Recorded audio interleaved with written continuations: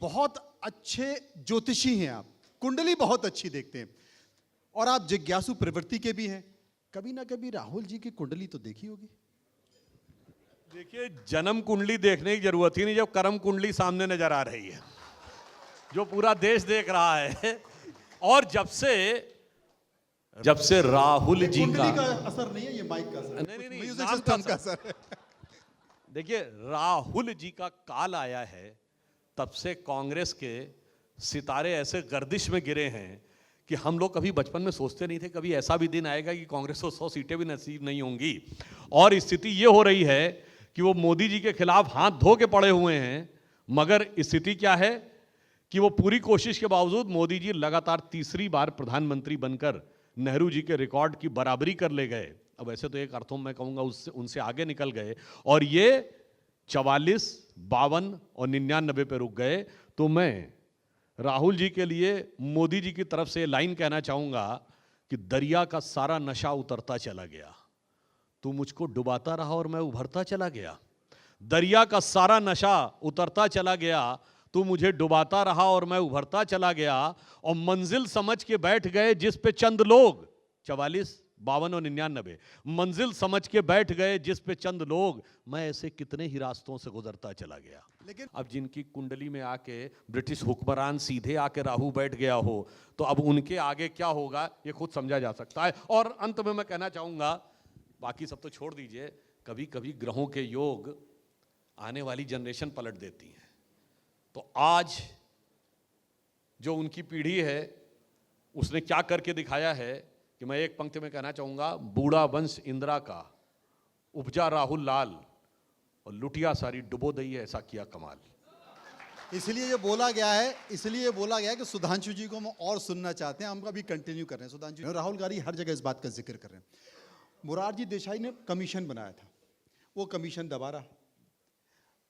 कांग्रेस में इंदिरा जी की सरकार आ गई, राजीव जी की सरकार आ गई, उसको छूने की हिम्मत नहीं हुई। वीपी सिंह निकल कर आए तो उन्होंने कहा कि इसका फायदा होगा, तो मंडल कमीशन लागू हो गया।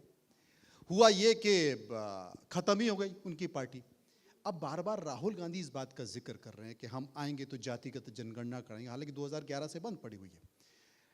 एक सामान्य सवाल मेरा है, अगर वाकई राहुल गांधी जिसका जिक्र कर रहे हैं जातिगत जनगणना हुई, तो इस पर भारतीय राजनीति पर क्या असर पड़ेगा और कांग्रेस पर भी क्या? देखिए, पहली बात यह कि जातिगत जनगणना रोकी किसने थी?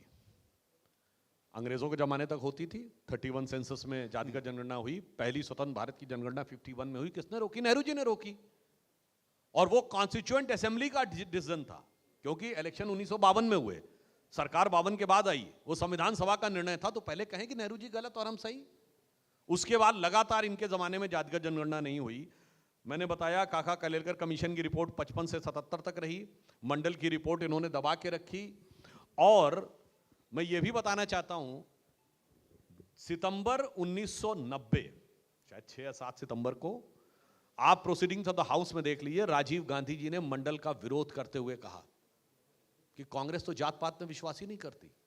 इंदिरा जी के जमाने में क्या नारा था? जात पे ना पात पे, इंदिरा जी की बात पे मोहर लगेगी हाथ पे। और राजीव गांधी जी ने कहा हम तो जात पात के खिलाफ है। उन्होंने कहा कम्युनल अवार्ड की तरह है, ब्रिटिश सरकार के टाइम में रामसे मैकडोनाल्ड के कम्युनल अवार्ड की तरह।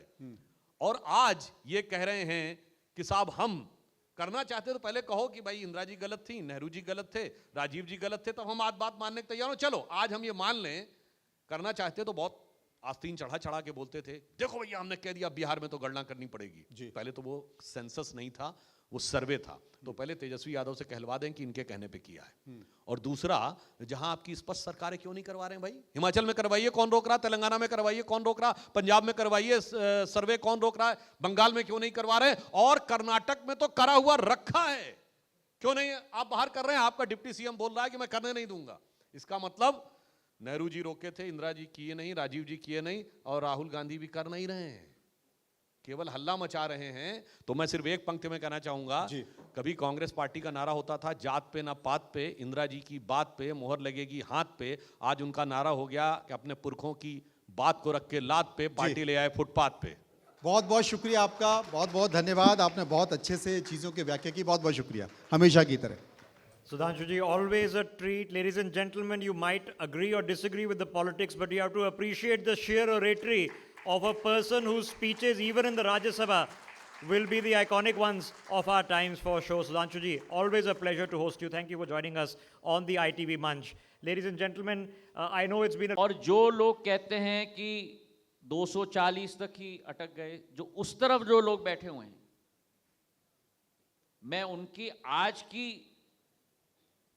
गणना की बात नहीं कर रहा हूं, लेकिन आप उनके 2024 के रिजल्ट्स ले लीजिए जी, आप उनके 2019 के रिजल्ट्स ले लीजिए और आप उनके 2014 के सीट्स ले लीजिए और तीनों चुनाव के सीट्स भी जोड़ लीजिए, तब भी वे भी 240 तक नहीं पहुंचे हैं।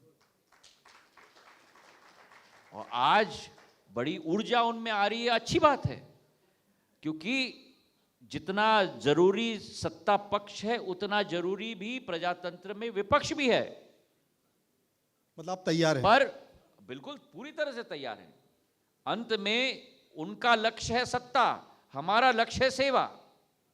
और अगर आपका लक्ष्य साफ हो, आपका दिल साफ हो और सत्यता के साथ आप सेवा के रास्ते पर हो, तो जनता का आशीर्वाद उस व्यक्ति विशेष और उस पार्टी के साथ सदैव रहेगा, इसका मुझे चूंकि पूरा आपने विश्वास है। सेवा का जिक्र किया,